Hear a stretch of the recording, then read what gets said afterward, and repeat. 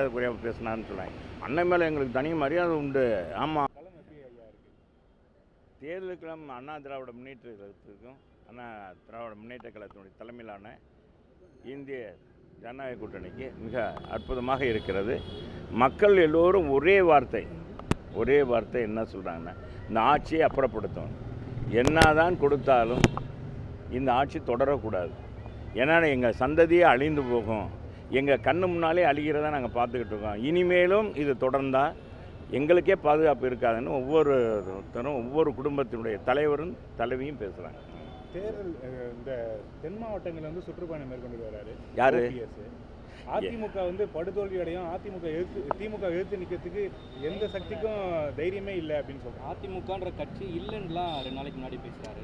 அவருடைய பிரச்சாரத்தை எப்படி பார்க்குறீங்க? அவர் பிரச்சாரம்லாம் ஒன்றும் இல்லை. நேற்று கூட அவர் சிவகங்கை கூட்டத்தில் பேசுகிறாரு. எல்லாருக்கும் 500 கையில் கொடுத்து அதில் ஏற்றுறாங்க வேனில், அதுலக்கே கூட்டம் ஏற மாட்டேன்றது.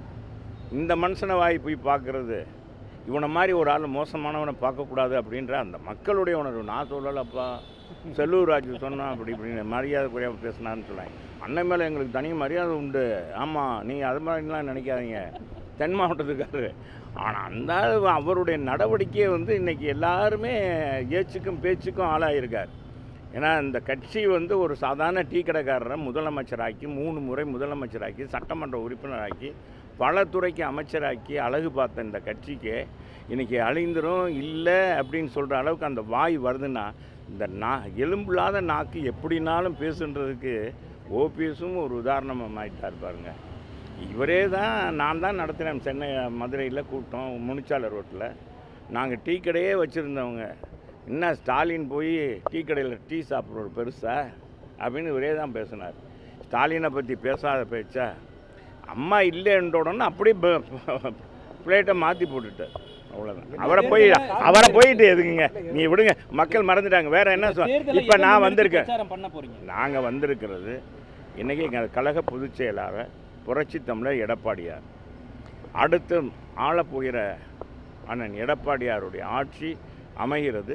அந்த ஆட்சி அமைகிறதுக்கு பேச்சாளர் இன்றைக்கி வந்து பிரச்சாரத்தினுடைய எப்படி வழிமுறையெல்லாம் நடத்தணும், எப்படி அமைக்கணும் அப்படின்றதுக்காக எங்கள் பொதுச்செயலாளருடைய ஆணைக்கிணங்க எங்களுடைய குழுவினுடைய தலைவர் அண்ணன் நாடாளுமன்ற உறுப்பினர், முன்னாள் சபாநாயகர், முன்னாள் மத்திய அமைச்சர் அண்ணன் தம்பித்துரை அவர்கள் நடத்தினார்கள். அத்தனை குழு உறுப்பினர்களும் கலந்து கொண்டார்கள்.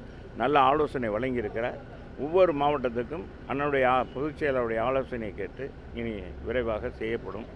எப்படியெல்லாம் பிரச்சாரங்கள் அமைய வேண்டும், எப்படி நம்முடைய பணிகள் இருக்க வேண்டும் என்பதை சொல்லி சரி, அதெல்லாம் மத்தியெல்லாம் பொதுச் செயலாளர் சரி வாங்க போதும் தலைவர்.